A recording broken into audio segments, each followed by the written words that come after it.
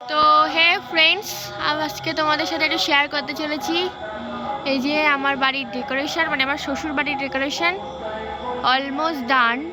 এবছর চুনি ল্যাম্প একটু কমই ছিল, মানে আনা ছিল না। তো যে ক বছরের চুনি ল্যাম্প আনা ছিল সেই ক বছর দিয়ে ডেকোরেশন করা হয়েছে। এই যে ফ্রন্ট, মানে বাড়ির এটা ফ্রন্ট ডেকোরেশন করা হয়েছে।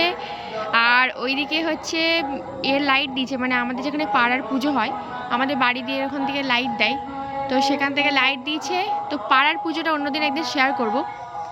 আর শুরু হয়ে গেছে গান, একদম পুরো কালী পুজো ফিলিংস হচ্ছে। তো কি সুন্দর লাগছে, এত দারুণ লাগছে, মানে মনটা এতই ভালো লাগছে যে এই তো কালী পুজোটা চলে এলো, আসবে আসবে করে। আবার দুদিন বাদেই কালী পুজোটা শেষ হয়ে যাবে। তো যাই হোক, তো কেমন লাগছে ডেকোরেশন জানিও।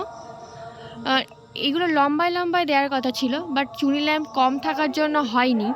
মানে মোটামুটি 5টা ছিল, তো এত বড় বাড়ি তো কভার করা যায়নি, তো এইভাবেই দেওয়া হয়েছে। তো দেখে জানিও কেমন লাগছে।